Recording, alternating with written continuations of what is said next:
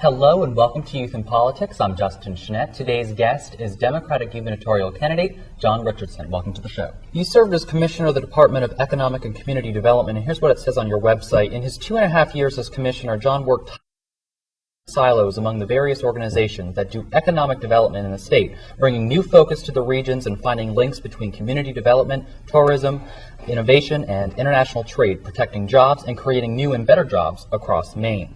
Yet, where are those jobs with an unemployment rate in the highest in 7 years in the state, hovering around 9%? This happened under your watch. Did you drop the ball here? Yeah, the answer is that a global economy set the pace, set the tone for what happened in Maine. I'm very proud that we stayed below the national average when it came to.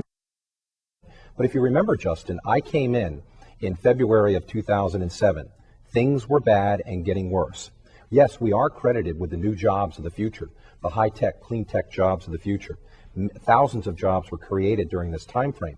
But we shed jobs, unfortunately, because we weren't competitive, and because of a global economy that was turned upside down.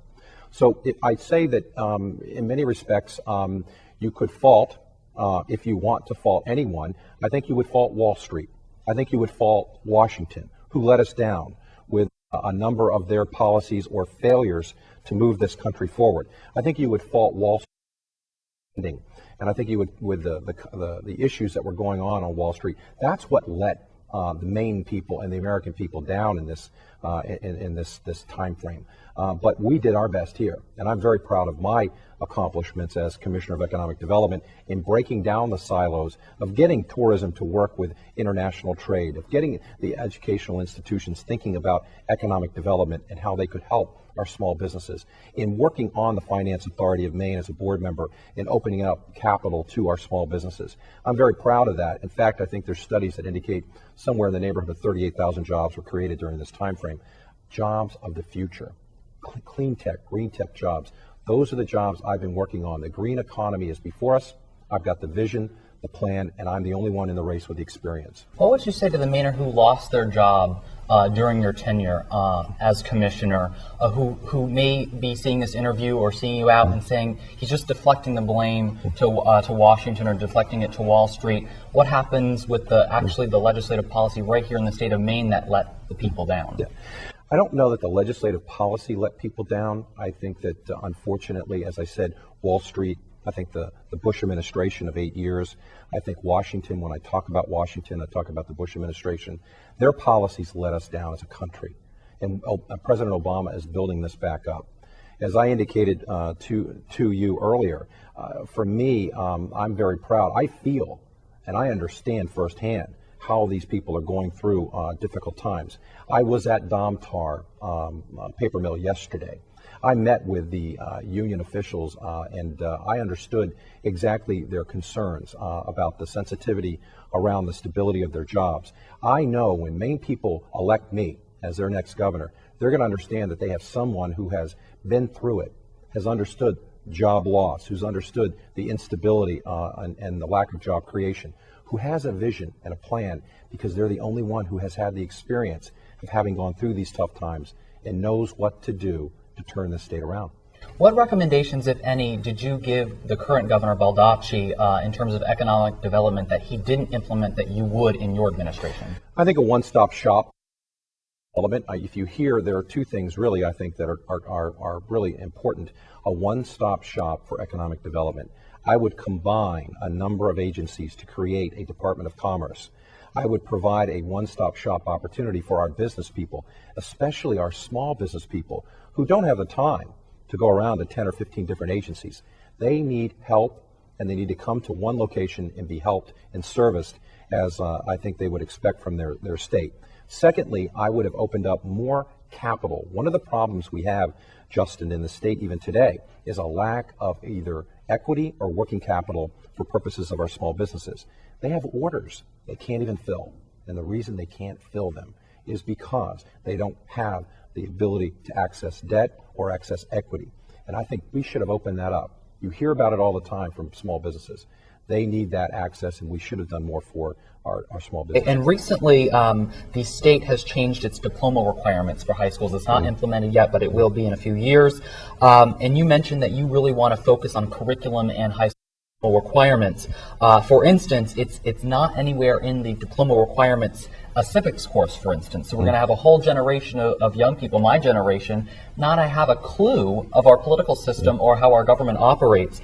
How would you specifically, as governor, work to increase the curriculum or alter the curriculum to make sure that students are prepared for some level of post-secondary education? Well, I think first it'd have to be a requirement to listen to Youth and Politics, I think, by Justin Chenette. That would be a first to be more serious for a moment. The real question is, I've been, and the only candidate in this race in the Democratic primary, I have the trade mission experience. I've had experience in international trade, and that's what we're going to do if we're going to build and make a better society within the state. We're going to have to export our products and services, and I know how to do that. But I also learned when I was on these trade missions just how important a standardized operating procedure is to education policy, so that what we do is raise the bar at the state level so that our students are ready for international competition and ready for the jobs of the 21st century. Other countries have done this. We need to do it as well. We need to set the bar high. And what does that mean? What does that mean? It means that with education policy, we need to make sure that what we're teaching will be the jobs, will allow our kids to compete for the jobs of the century. Right now, the bar is too low. Our kids do well, and they do well in comparison to the rest of the country, but they lag behind when they look at how we do in comparison to the rest of the world. We need to set the bar higher so we can compete internationally. Okay, and turning to one last thing, you're actually on the front page of the Southern Forecaster, and there's this interesting story that a lot of people have questions about. I just want to get your clarification on. You've received 4 union endorsements, in addition to other endorsements that you mentioned earlier. Actually, 6. 6? It's increased. Okay, so part of the story, it has something to do with this James Cook fellow. And basically, and according to the article, you have connections with him, and he's worked in unions in some regard, and they're saying, is there a connection between your connections with James Cook and the unions and the endorsements that you received? Can you clarify? Oh, I think that I've earned the endorsements. I think if you talk to the people who have endorsed me, the entities, it's the people who have to vote for endorsements. I've earned those endorsements because they believe I'm the best qualified candidate to move this economy forward. In addition to that, not only have I received 6 major union endorsements, I have received the endorsements of many small business people. The combination is a powerful combination for the fall election. And that's why I said I am the most qualified, but also the most electable. I have support of organized labor, but I also have support of small businesses. The combination of both of those things are what's going to drive this economy and move us forward. They know I can lead. They know that I will pull things together. I will get the job done. And for that reason, Thank you for watching Youth in Politics. I'm Justin Chenette, reminding you to become aware with issues of the day, get involved in your community, and vote on the June 8th primary. It's so important that you fulfill your civic duty. If you haven't registered to vote, get online or get to your city hall, register to vote, and vote on June 8th.